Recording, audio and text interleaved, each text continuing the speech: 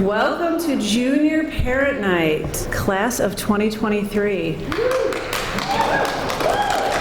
And look, we're here. We're in this gorgeous auditorium together. We are also live streaming, so hello to everybody at home. We hope you are enjoying some, perhaps a beverage or a hot cup of tea and some dinner. So we're really thrilled to have you here, and the counseling department is really honored to be able to present to you tonight. So thank you for being here. My name is Jenny Vigiani. I'm one of the school counselors here, and I am joined tonight by truly the best team anyone could ask to work with. And I'd like to introduce everyone to you tonight. We have Travis Figueroa, Carrie Crowley, Courtney Stern, and Holly Likely Giuliano. And let's not forget the fella in the back, Mr. Donahue, Kevin Donahue. We know that having a junior, almost senior, as we're talking to them in junior seminar right now, we're telling them the next time we have a seminar, we'll be meeting with them the second week in the fall, which is still in the 2022 school year. So we know that that can often feel like you're on a roller coaster yourself and with them, and we know they're feeling that way too. Our conversations with them, they have a wide range of emotions, and we want you to know that we recognize that, and we're here for you, and we're here for them. The ups and downs, anxiety about the process, sadness about the thought of them leaving, and on many days probably frustrated perhaps with what's going on at school, their homework load, maybe frustrated with you, but I highly doubt they're ever frustrated with you. But we are committed to working with your students. We're committed to working with you. We want you to know that we're in this together, and please, if there's something comes up at home and it just doesn't sound right, or you're wondering, geez, I don't know, maybe I need to check in with somebody at the high school. We want you to know you can call us, email us, come see us, set up an appointment. We are having in-person appointments now if you're comfortable with that. So don't hesitate to reach out at any time. We have a lot to cover tonight. We are going to try and condense what we do with what we talk to your students about over the next 6-7 cycles in seminar. And yes, junior seminar did start. So if your student is telling you, I don't know what you're talking about, they're in the second cycle of seminar and they should be attending. It's on one of their drop days that they previously had. So we realize we're standing in between a free period that they had and coming to the Career Center. But it's a really important time for them to really start to hear the information, kind of wrap their brain around the process, think about the next step in their future, and so we want to make sure that they're there for that seminar. And tonight we're going to kind of condense that, and we hope to keep it to under an hour. We know some of it's going to be redundant for some of you because this may not be your first time going through this process, and some of you it's brand new. And we also recognize and stress with your students when we talk to them that it doesn't matter where they are in the process. It doesn't matter if they have visited 5 schools or if they have no idea where they want to even start. If they want to go to college, maybe they want to go into the military, maybe they want to do a vocational school, maybe they want to take a gap year, and that is okay. We are here to make sure that their dreams and their journey is their dream and their journey, and we help them facilitate that over the next year and a half. So questions and comments at the end of this presentation are welcome. We do ask that you keep those questions general, something that would be for the greater good, not something that is personal to your situation. Please call us or email your counselor for any of those questions. So without further ado, I'm going to hand it over to the one and only Travis Figueroa. Sure. Good evening. So I'm going to start as I start all of my seminars, not because I don't trust all of you, but if you could just take a moment, because we are live streaming, to make sure that your phone is either on silent or off. Again, I'd like to think that we're all over that, but technology doesn't always play nice together. So if you could just take 2 seconds to click that button, it'd be great. Nobody wants to be looked at. Oh, getting cut off already. I'm sorry. If for folks who are live streaming, the presentation that the packet that everybody has here in the audience is posted on the website, so you can hop on the counseling website and follow along that way. Just wanted to make sure people knew that. Sorry. You're good. You're good. Take all of my slides. I'll be good. So as Ms. Vigiani said, our goal is really that bottom right corner, to get a student comfortable with identifying a possible career. We know that that plan is going to change, hence it's not a straight, linear, one arrow pathway. It is all over the place for some. For other students that come knocking on our doors or sending us frantic emails, they have everything planned out. And either way, those plans can change. So whether that's looking into the armed forces or looking into the EMCC program, realizing they don't like it and then changing their senior year, or looking through an internship or something coordinated through Ms. Stern's office as the college and career coordinator, or whether they start in a 2+2 program and end up going to pursue a different major and minor or some other elective that they're passionate about. The end result for all of us in the counseling office is to get your son or daughter into the career that they eventually want and inform them how to get there. So, what does that mean for right now? We are in this kind of abyss of, there's a lot of deadlines looming. There's a lot of information that is constantly bombarding not only you, but your child. So the first and foremost thing of importance is to make sure that they are on track to graduate. During every individual meeting that we had with every junior, actually every student in the building this year, we talked about the different graduation requirements, and we went and did a transcript review. So we took care of that part, but the next part is to make sure that everything continues to stay accurate and that they have what they want and that they're talking about that with us on a more regular basis. So the big platform that we use for that is Naviance. Naviance legitimately is the end-all be-all for our program. Every letter of recommendation, all of the academic information, everything that is submitted goes into Naviance. So we are working on updating their resume and completing their junior surveys right now in the first 2 seminars. But what it also has is very powerful tools on doing career searches, college searches, and just kind of getting more information about specific colleges in a very specific snapshot. It has access to pretty much all 4,000 schools that are out there for them, and it allows us to do multiple search features. So this is, again, all review because your students should have heard this and did get this information in seminar. The transcript review. This is the time to take that deep breath. We might not want to rush. Ms. Stern had said one of the things to remember is we are coming off 2 wacky and crazy years where everything was kind of weird and askew and changed. There's exemptions on a lot of transcripts. Without getting into the weeds, this is a big part of our job, is to make sure that they hit these numbers. The accoutrements that come afterwards on what type of diploma, honors, mastery, all of that stuff will figure itself out. And it is very simple when we sit down and talk to your son or daughter. The most important thing is that they have to make sure that they have all these requirements, and that's what we're doing with them. Simultaneously, if your student wants to play sports at a D1 or D2 college, D3 the rules are slightly different, there's a subset of standards that are needed to remain eligible.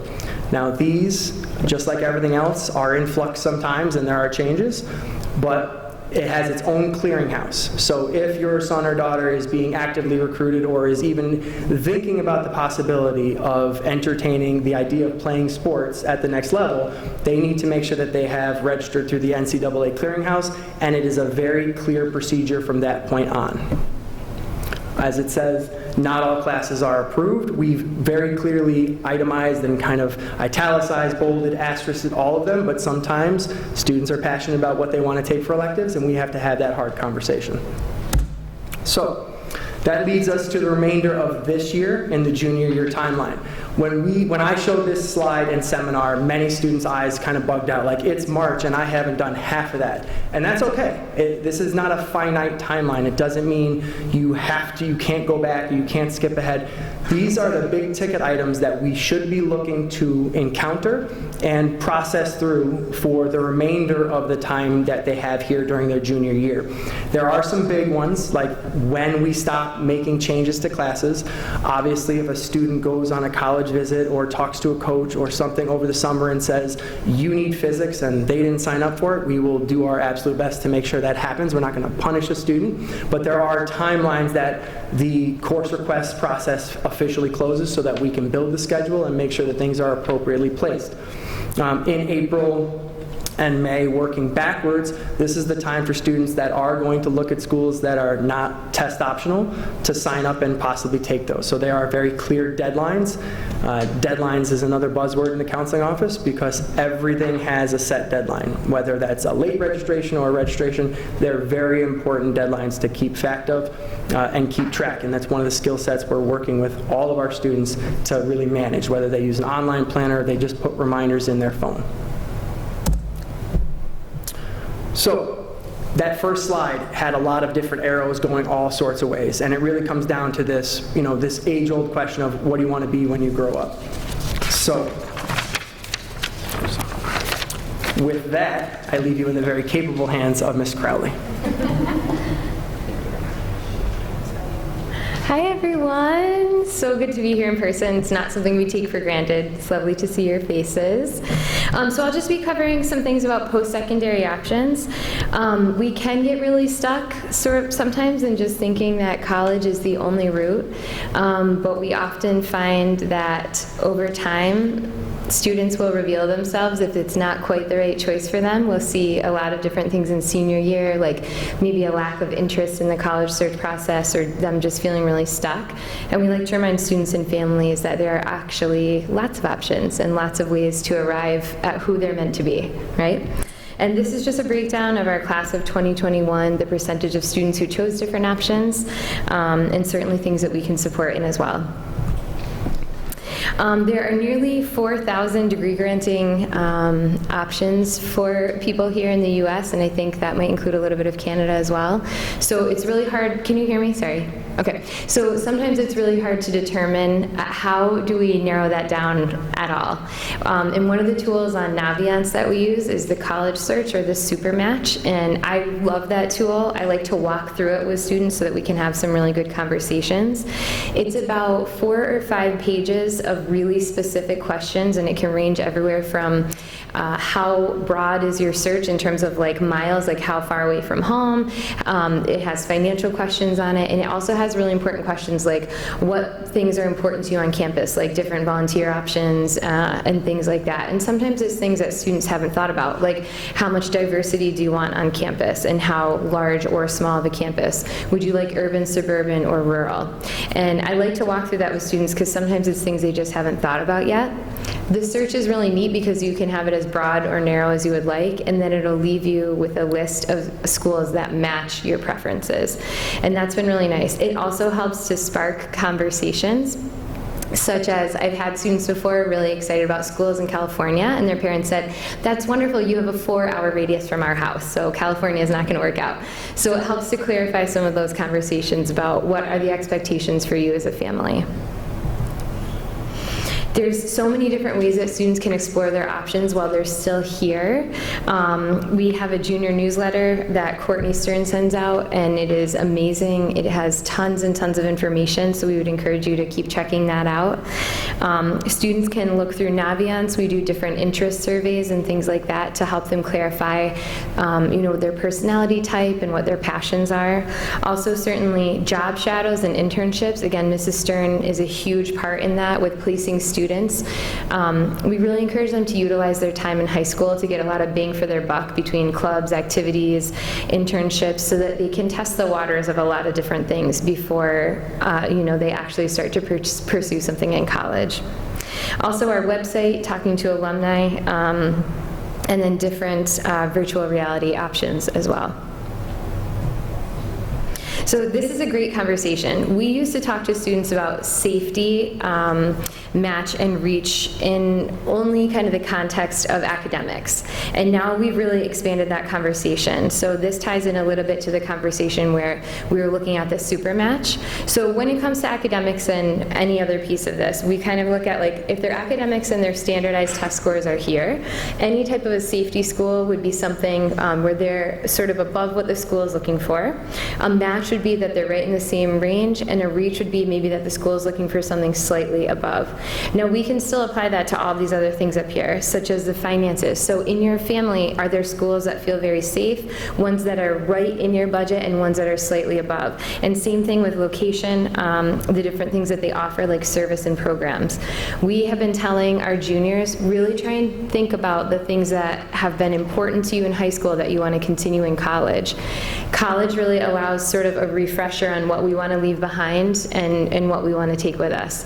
So for instance, if they utilize a lot of student supports, for academics, you want to make sure and visit that on different campuses as well, or look into that. Or if they're really involved in our student body and they want to be involved in like volunteer and all these different opportunities, you want to make sure that that matches at the school that they're going to as well, so they can continue those passions. QuestBridge is an incredible program for students who are high academic achievers but who have financial need within their home. These might often be students or families that receive free and reduced lunch or use different waivers on things. And this is a great program that we can support you through. Students will fill out the application and they'll select their top schools. In best case scenario, they'll get a match and they'll get an incredible financial aid package, and then sometimes attend those schools for free. So if you feel like that's you or could apply to you, please contact your counselor so that we can help you with that process as well. Financial planning is huge. I tell students all the time, I feel like when I went to college, nobody really talked about this at all. And we already have students talking to us and really seeming to have a grasp on what they want and don't want in terms of student loans after they graduate, which I think is amazing. Because I always tell them a story. I went to my undergrad at Nazareth, and I had a friend who graduated with $140,000 in student loan debt. She maxed out every year. And that always scares students because that sounds like a really big number, because it is. And I tell them it really impacted the cars she was able to get, and buying a house, and all these different life steps that she was hoping for, just to try and make that a little bit more of a real picture for them for when they get out of college. So having those financial conversations together as a family is so important. What really is doable, if they're going to be responsible for a lot of student loans, being realistic about what that looks like when they're out of school. And there's a lot of different ways that you can have those conversations and have a better understanding of what you might owe. There's something that's called the net price calculator that is on every single school's financial aid website. That would require you to put in a little bit of your household financial information, and it provides you with a very accurate estimate of what you're actually going to owe to the school if you decide to go there, because the sticker price of a college can be very intimidating sometimes. So this helps to give you something a little bit more realistic and accurate. The college scorecard is really cool. That's a very easy to use website that shows you what people typically wind up having to pay to go there, what student loans they end up with, and what people from that school are typically making when they leave. So that's a really nice resource as well. Fafsa obviously is the financial piece that you'll fill out, which will be sent to colleges to determine your financial aid, and that opens October 1st. So that'll be right when we get back in the fall of their senior year. And then obviously scholarship information as well. And we have more about that as well. Who doesn't want free money? We ask students that all the time. So scholarships, I feel like, again, when I was in high school, I don't feel like many people talked about them, and people thought they were a little bit, annoying or like kind of a drag to fill out. But there's so much money out there that's up for grabs that students do not take advantage of. We have a lot of the local scholarships listed on our Naviance page. For instance, the Brighton Alumni Scholarship is incredible. They give it to several students, and I think it's like $1,200 a year or more. So there's definitely money available. And there's also a misconception misconception that scholarships are only available to very high achieving students, but there are a lot of really cool, funky scholarships out there for things like if you're left-handed, or if you're someone who enjoys a certain instrument, or if you're a woman going into the sciences. So it's really important to sort of like broaden our horizon of what we think about of who there might be scholarship opportunities for. And these are lots of different websites. I know Going Merry is one that students really find very helpful, so we're here to help with all of it. It's a lot of information, it's a lot of moving parts, but we are definitely here for it. And with that, I turn it over to Holly. Hi, everybody. Just to kind of piggyback on that, and this is really more information for next fall, but as you start going through the search process with your family, ultimately, 4,000 colleges, right? So the factors that Carrie was referencing is going to get that list down so it's sort of manageable. I try to advise the kids to keep putting filters in to try and get that list down to like 30, 40 schools, so you can actually go on the websites and start to learn about each school. Otherwise, where do you even start? Because ultimately what we're looking at, what we recommend, is about 8 or 10 schools that we're applying to. We'll talk about this much more next year, but applying to 20 schools doesn't necessarily increase the probability that you're going to get in, and we'll explain that a little bit more next year. But just, if you're doing the research well on the front end, you're going to save yourself some time on the back end with supplemental application or essays, etc. So what are they looking for? So this is what are colleges looking for. We've kind of talked about what the kids want to be looking for, what's important for them. Now we're talking about what's important to the colleges. How did that happen? Oops, I see. Wrong arrow, pretty straightforward. Two main parts of the application are this section up here called academic capabilities, what I would call the academic profile of a student. That's going to cover things that are really pretty objective. So it's data, what's on a transcript, what courses a student has taken, what their standardized test scores are, the strength of a curriculum, did they challenge themselves while they're at Brighton High School, and then a portfolio or an audition if it's applicable for what they're studying. So those are things that are kind of set. It's going to look the same whether you're a student from Brighton High School or you're a student in Washington. Your character is really what brings you to life on paper in an application, right? This is what we all want to read about. We're human. We want to hear the stories. So this is the personal essay, the letters of recommendation from counselor, from teachers, supplements on some applications will also kind of help identify what students' interests and goals are, and of course their resume, extracurricular commitments, work experiences, all those things that really help them show their responsibility and commitment outside of the classroom. This third section, called demonstrated interest, bear with me on this one. I came up with a metaphor today as I was sitting outside before we came here. Love notes. Remember when we used to write little love notes in elementary school, like, do you love me? Yes, no? Or was that just me that did that? Okay, that's just me.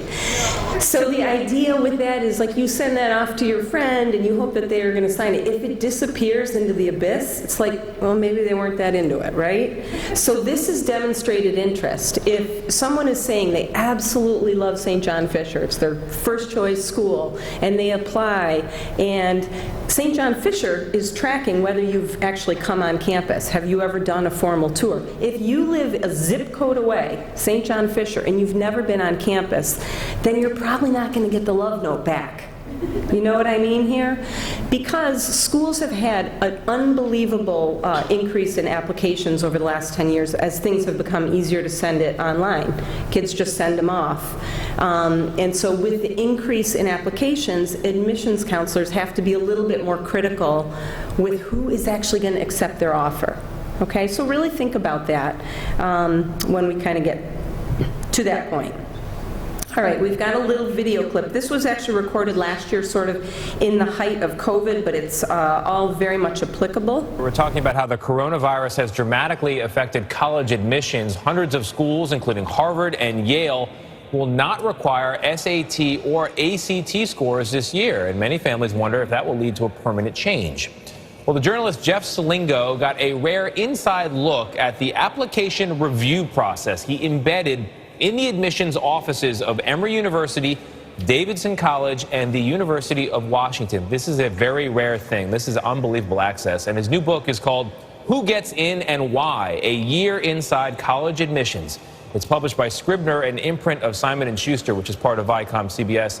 And Jeff Salingo joins us now, first on CBS This Morning. Jeff, thank you for being here. The first thing I want to dispel for people out there is the idea that applying to college is some sort of meritocracy. Your book makes clear it is not. No, it was never fair, and it never will be fair. Teenagers seem to think that a rejection from their dream college is an indictment on their life, but really what it really is about is all the agendas that colleges have, all their priorities that they have that come through in admissions. So they may want more full-pay students, more students from the Dakotas. So they have all these priorities that come through in admissions. So just because a college has a 25% acceptance rate doesn't mean you have a 1 in 4 chance of getting in. Yeah, I love the detail that the typical admissions officer looks at an application for just about 7 minutes. Think of the hours and the agony that go into the application, and then a 7-minute review. But how has the process changed from the time when parents might have been applying to school to now their kids applying to school? Well, their kids now are applying to so many more schools than parents did, 8 or 10.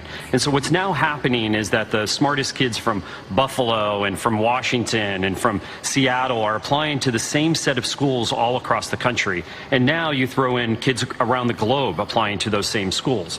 So a school like Emory University, which is one of the schools that I embedded myself in, just 4 years ago, they had 20,000 applications. The year I was there last year, 30,000 applications. So a rise of 10,000 applications just in 4 years. Wow. I know a lot of parents and a lot of kids right now are worried about how the pandemic will impact their application. They're not part of clubs they could have been part of. They're not volunteering where they might have volunteered. How will the pandemic affect the application process? Well, the biggest thing, I think, is the SAT and the ACT. So tomorrow, the SATs was supposed to be given to 300,000 teenagers, and half of them have already been canceled. So what we're seeing, as you mentioned in the introduction, we have 400 plus colleges that have gone test optional this year, which means they're not using test scores. You don't have to submit them.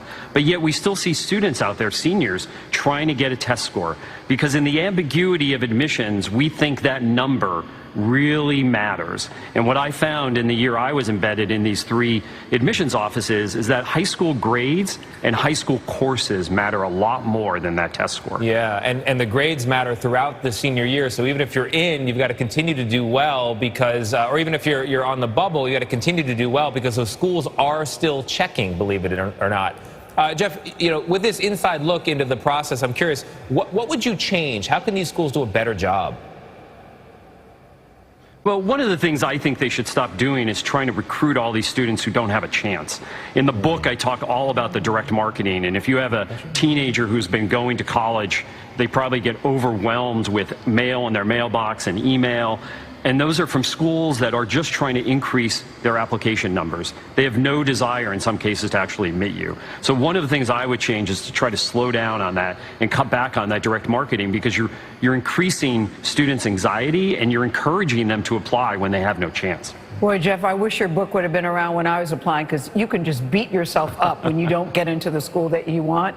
So when you say embedded, what exactly were you doing? Were you watching all the admissions officers look at applications so you could see their thought process? I'm fascinated by what you did.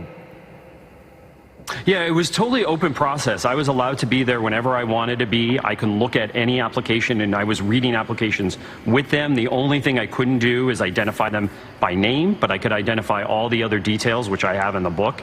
And so I would sit there and I would read and listen to the conversations they were having about individual students. I was there during what they call committee, where they meet around a big table and they're voting up or down in just a couple of minutes, It's amazing. whether to accept somebody or to reject somebody. You got to hope that they're in a good mood, that their tummies are full and they've had a good night's sleep. So if we want to get into college, what's the best thing we need to do?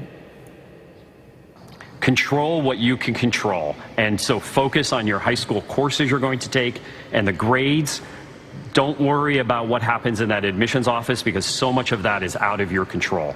Do the best you can do, participate in activities, and then let the chips fall where they may. And read this new book by Jeff Yes, Salingo, that's right. because honestly, the scenes in the book are amazing. You actually see admissions officers moving kids from admit to not admit and then back. man. And you're like, oh my God. Oh, man. Yeah. It's amazing, Jeff. Congratulations, and thank you for joining us.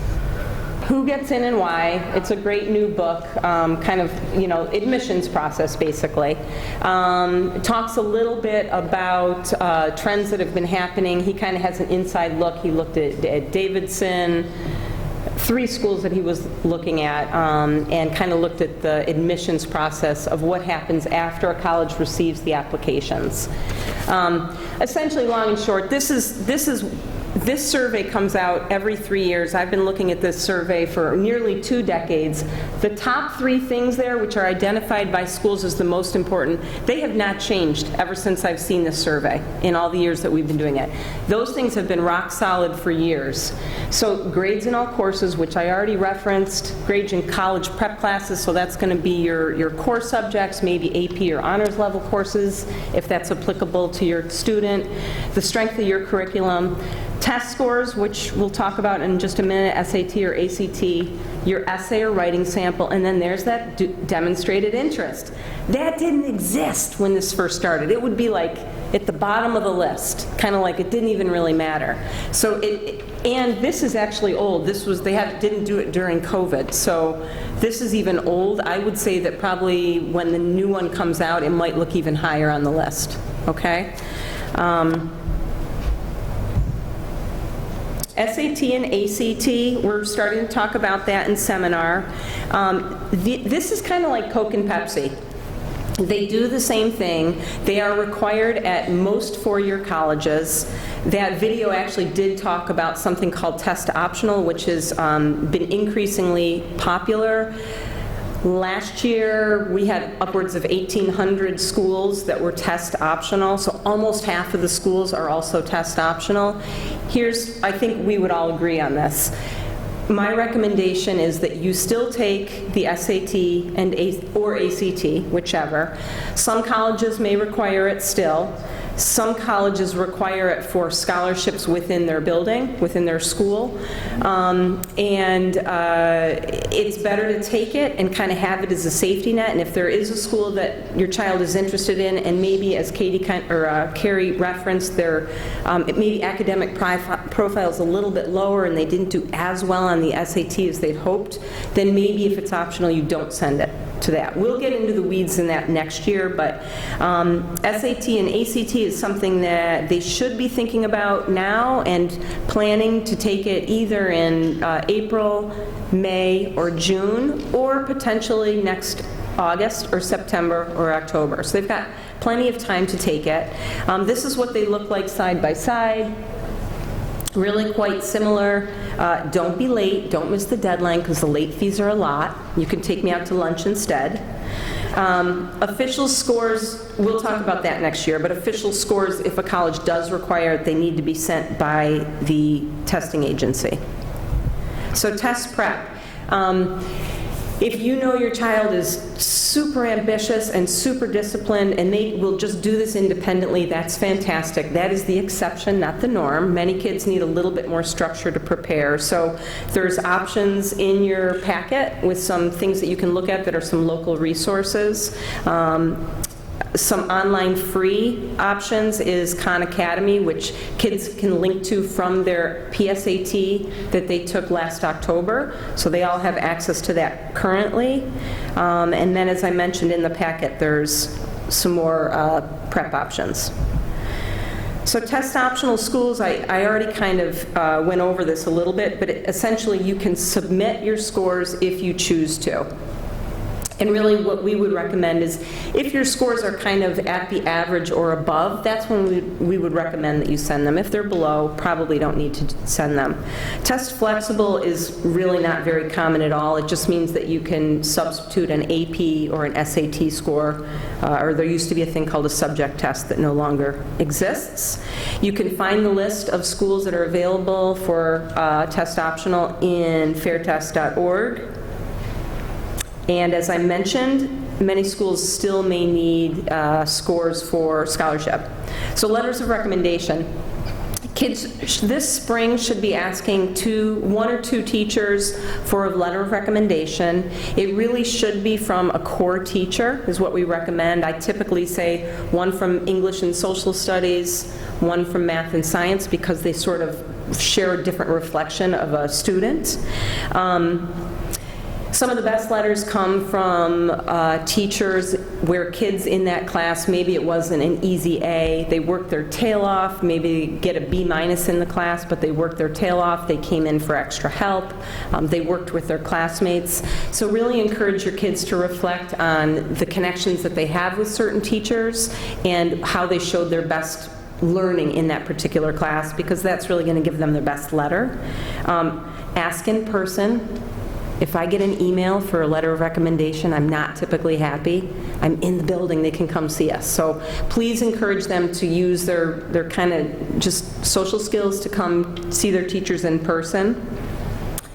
And then next fall, we will teach them and walk through the process where they will do a formal electronic invite that goes through Naviance, as Travis already mentioned. Okay, the college essay. If there is one thing that you can gently nag your kids to do this summer, do yourself a favor, have them do the essay. It is something that will loom over all fall if they haven't gotten it done. Even if they don't get it entirely done, but they've got most of it done, it really is in their best interest. So you can go to this website to get the essay prompts for this year. We'll obviously show this to the kids also.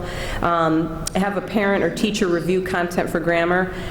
Here's my 2 cents on that. I actually, as much as we love you guys as parents, I really feel like teachers in the building and counselors are really best to check for content. You may be very skilled at reading for grammar, and we appreciate that aspect, but the content, it's really kind of important that it's their voice, and that it's kind of answering the question accurately, and that it's really getting to what the colleges are looking for, is, again, for them to come to life through their essay. Okay, so push that off on the school. If you need additional support, if the kids need additional support, they can see us. They can work with their English teachers individually. And Brighton Continuing Ed over the summer does essay writing classes. It's fairly reasonably priced. There's financial support if needed. And I highly recommend it. I will be putting my own daughter in that when the time comes. No brainer. All right, it's a match to be made, not a prize to be won. Remember, this is their journey.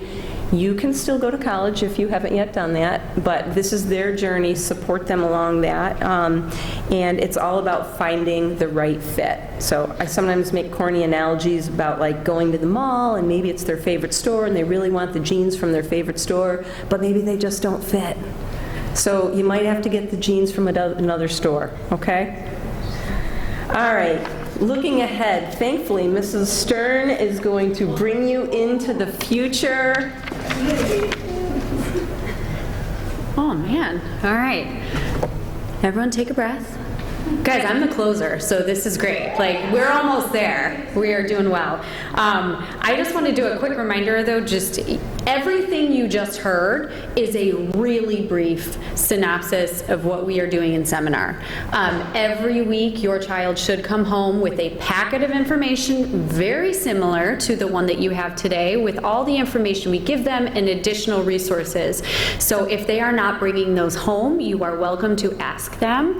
I tell all of my students in seminar, like, you know, when your parents ask you about what you did today, place it on the table and walk away. You got a good 5-10 minutes of like quiet to yourself, right? Like, give it to your parents. So hopefully, you know, everything, again, we will be doing so much more detail with your child. Again, they are getting those packets, and they are posted on our website and reviewed a little bit in our junior newsletter. So lots more details that you guys can go over in the future. So now I am taking you into the future. So we've gotten through junior year, and we're going to look at what's to come this summer and looking into the fall. So as Jenny said, we are going to jump into senior seminar that like second week of school, because we've got to get on the ball to start some of those application deadlines. I love how Holly reiterated doing the essay. Many students, and we don't really mention it in here, many students, if they are applying to college or even sometimes a job or an internship, an essay is a part of that. We encourage students to apply if they are going to go to college, a four-year school, using Common App. It's one application that your child can submit to multiple schools, and I'm going to say 99% of the schools that our students apply to are on that application. So the essay is the biggest part. The rest of it is name, address, phone number, where did you go to school, what did you do? And we are going to actually this year start everyone in a common application, making a common application account in seminar, so they can get a head start, they can start it, and then when the time comes, it will roll over with them. So two things we'll be asking for this spring are pink sheets and parent brag sheets. So help us help you, as we tell the kids. We write your letter of recommendation, your child's letter of recommendation, about really who the student is as a human, who they are in the community, what are their interests, their desires. Teachers are writing about work in class. We kind of bring in the whole picture. But we do like to talk about, part of that whole picture is who they are in class. So we ask for pink sheets, which are kind of like a mini letter of rec from their teachers. We don't get to follow them to algebra or earth science. We don't know what's going on in class, so we like to get teacher feedback.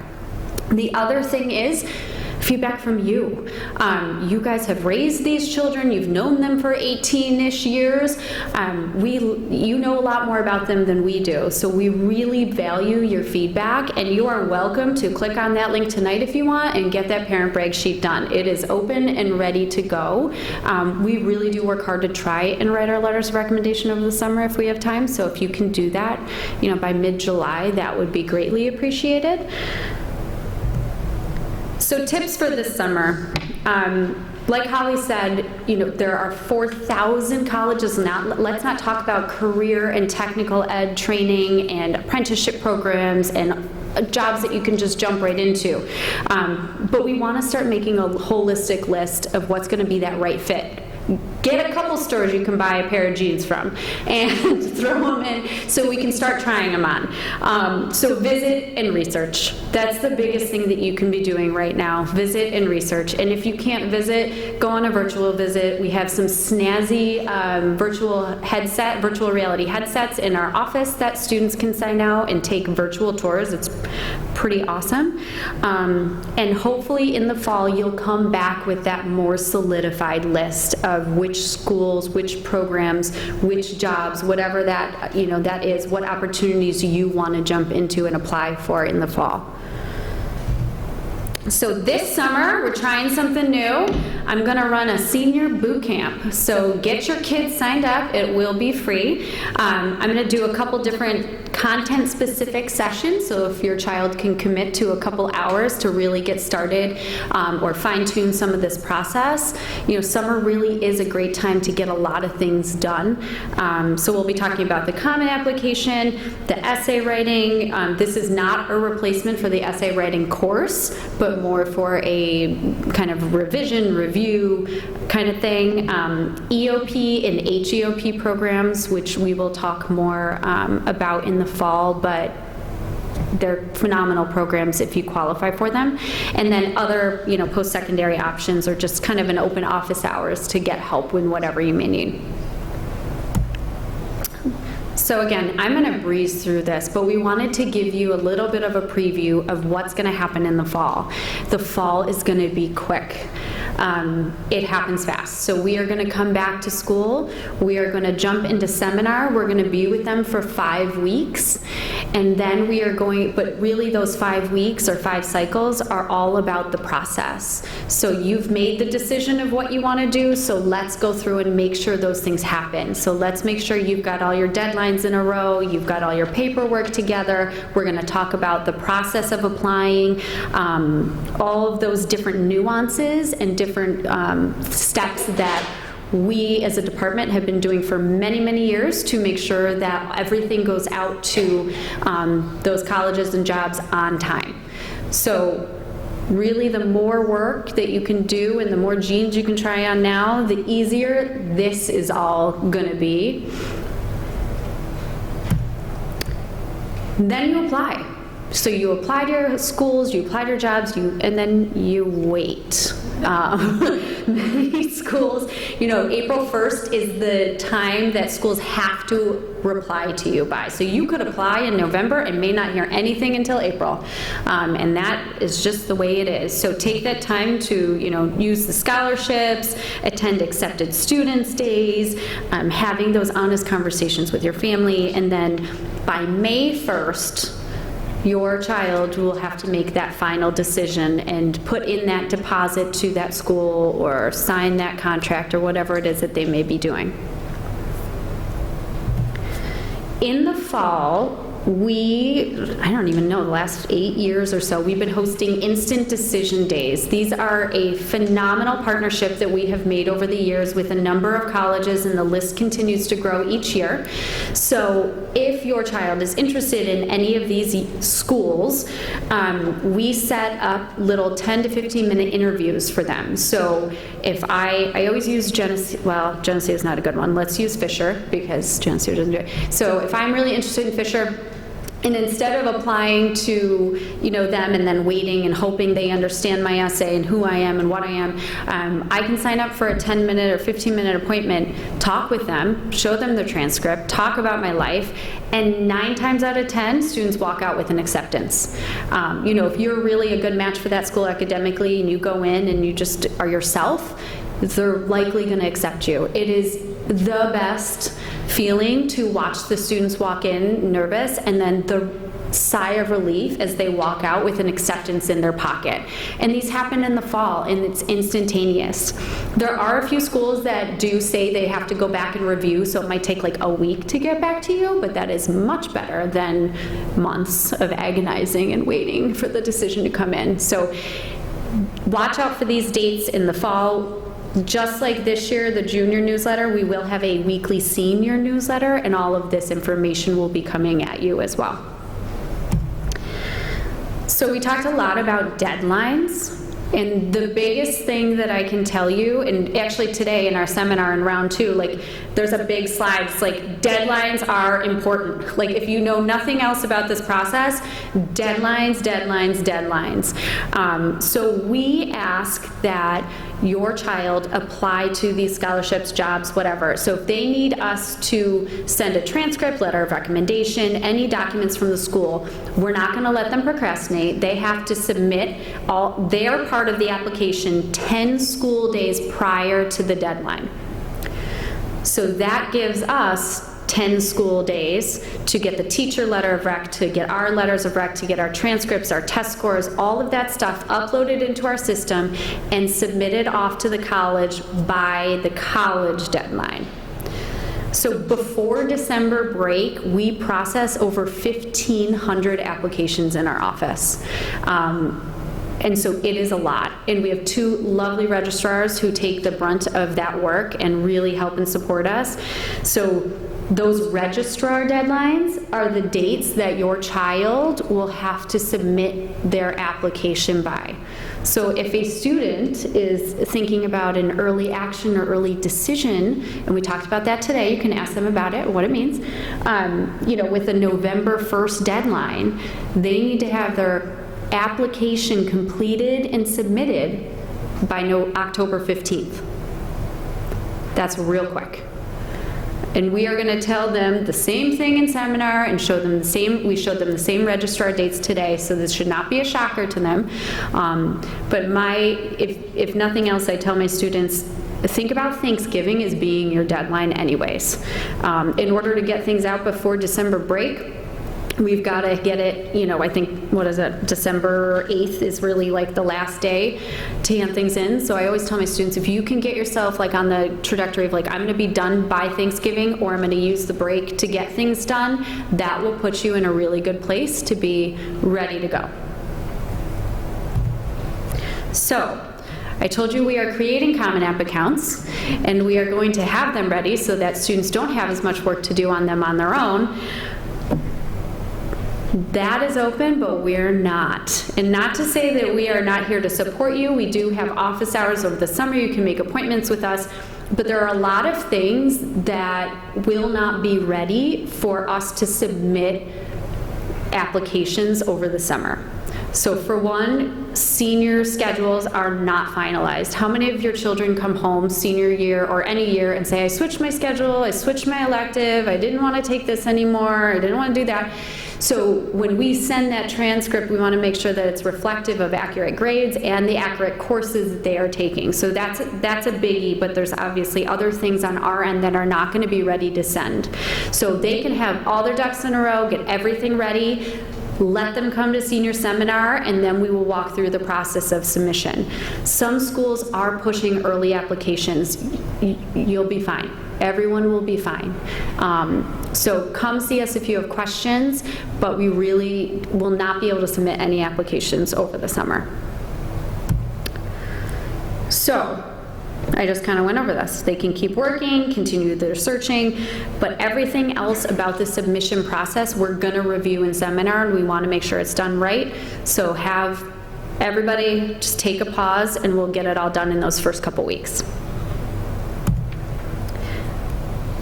So I think everyone, as we have talked, have said, like, we are here for you. We want to be on this journey with you. We've been on this journey with your children for the last 3 years. You know, we are excited about what lies ahead. That's one of my favorite parts of this job, is helping kids figure out, like, what happens next? Where am I going? So please join me for boot camp this summer. I'm hoping it'll go well. And we are also always here for one-to-one appointments. So you can call, email. We have our lovely Calendly accounts where you can just click right on there and schedule yourself an appointment when we are both free. It's worked out really well. I think we've been using it for the last like 3 years. And it's been really helpful. And again, like Jenny said, we are available via Zoom, a phone call, or you guys are welcome back now. Welcome back into our worlds. So that kind of wraps up junior seminar in a little under an hour. We did that. We did good. So remember, they are getting like 5 hours of junior seminar. You guys got an hour of it. So if there are any general questions that we can answer here right now, we're happy to do so. Yeah? Yeah, the rep visits. So they asked about college rep visits, and what is that like? So we have a couple in the spring. Spring visits are a little less than we do have in the fall. So in the fall, pretty much every period of every day, we have college representatives, and sometimes we have trade representatives or trade programs come in and talk to students about what they have to offer. This is a really great time. They're there for an entire period. So if your child has a free, obviously they are more than welcome to come. If your child has a class, they just need to get a pass from our office, and almost every time a teacher allows that student to come meet with that representative. Of course, if they have a test or something, you can't really miss that one. But it is a great opportunity to get a little bit of information about how that college or job or whatever program that is could be a really good fit for you. It also shows demonstrated interest. A lot of times the colleges have you write down your information, so not only can they send you more of those flyers that you're probably all getting after they took the PSAT, but also to track, did you come? Did you make an effort? I tell my students too, if you have a free period and there's a rep sitting in the office, so they set up in the conference room across from our office, go chat with them. It could be a school that you had never heard of that might be like in the middle of Iowa, but maybe they have some really cool co-op program that you never knew about, right? Or they have something to offer that you're going to be able to take away from. Or it's your practice run before your dream school comes in. So really, it's a great opportunity. We will send out all that information via our senior newsletters and through Naviance. So Naviance is the holder, again, of the full schedule of all those events. Also would be for doing the application. Oh, yes, that's a good one. So many times, the representatives that come to our high school are the ones that are the Brighton High School reps, so they're going to be the ones that read your child's application. So if maybe I'm on the fence and I go and meet with the Geneseo rep and they like me and they go to read my, application later on, oh my God, I remember Courtney from Brighton, she was great, let's accept her. So a little conversation goes a very long way. Yeah.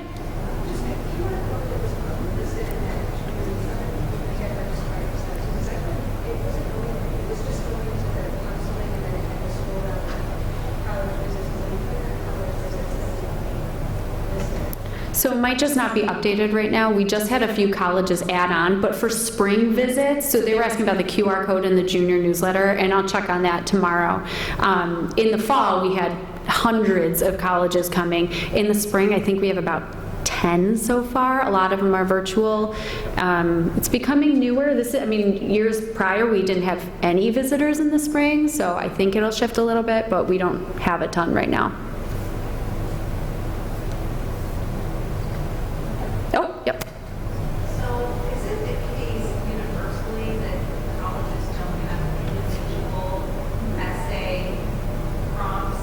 There's something about your list of prompts. Oh, that was a good question. So the question was about essay prompts from colleges. So do colleges have individual prompts, or do they all kind of use the generic prompts? So if the college is on Common App, which is again that one application that you can submit to multiple schools, there is a main essay, and there's about 8 prompts now that you can choose from to just help you get started and explain your story. Some colleges have their own application still on their website. They're not part of Common App, so they might have a very specific essay. Some colleges also have supplemental essays, could be more than one, about like, why do you want to come here, or tell us about your interest in your career, or very specific questions about their school. I remember one of them, like U of R, was like, explain what Meliora means to you, and so they really want you to like dig deeper, or what's your favorite book right now.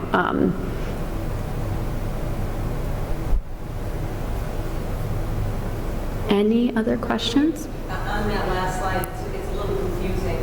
Remember, look out for pink sheets in May. You just kind of brought that, but it feels like it's really more for kids.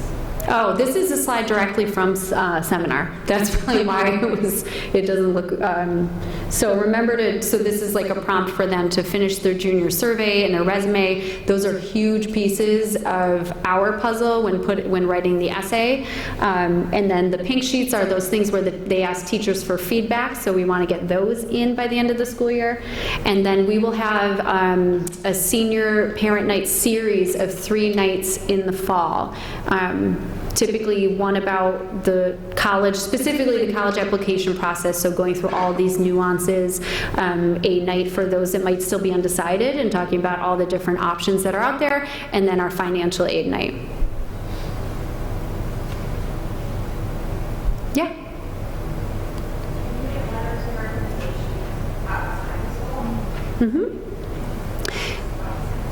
Yes. So they asked about college or letters of recommendation from people outside of high school, outside of teachers. So yes and no. So it depends on the school. I always tell my students that, we always say to ask 1 to 2 teachers that know you well, but then have someone else, like if you have a coach or an employer or a youth group leader or someone that has known you and is able to share something very different side of you, then have them kind of on hold. Some colleges are very specific in what they want. So they might say, we want 1 teacher and that is it. Nothing else. Other schools may say stuff like up to 5 letters of recommendation. Do not send 5. If you watched that video that we couldn't show you, on average, an admissions rep has about 15 minutes to review an application. So by the 5th letter, they're not reading it. So 1 to 2 strong letters of who you are is kind of where you want to be. And again, it's kind of case by case for student, case by college.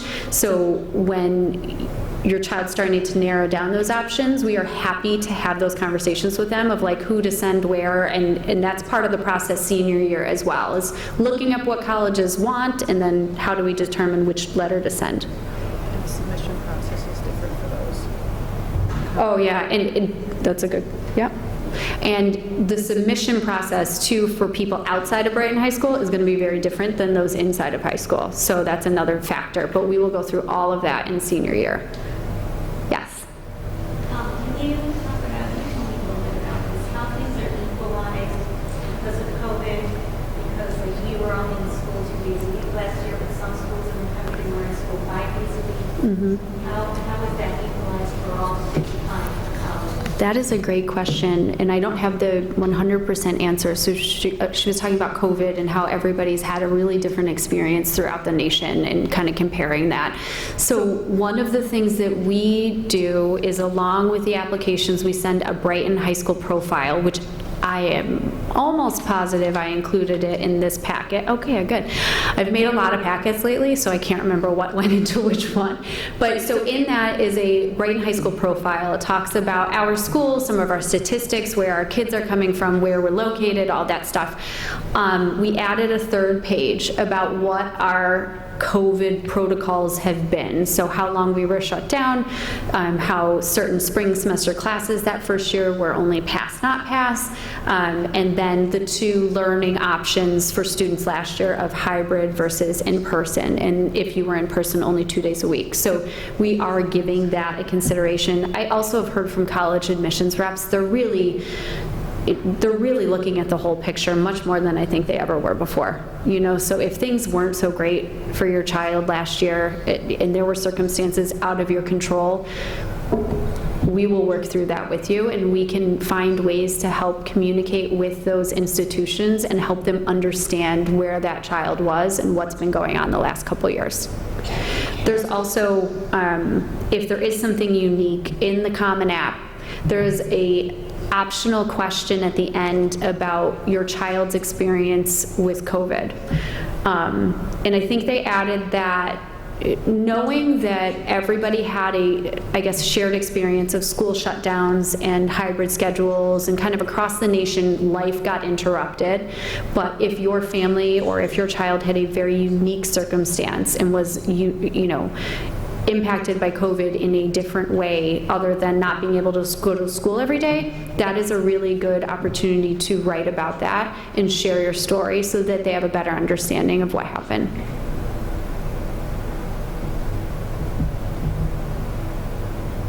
Okay. I think we're good. Cool. So I hope this was helpful. We hope this was helpful. Again, this is really truly a crash course in junior seminar. So please ask your students for their packets. If not, they are online, so you can go read them yourselves. And please do not hesitate to reach out to any one of us if you need anything about your child's specific journey and helping you out throughout that. So thank you guys for coming in person. It's so nice to see faces again and be here. So thank you all so much.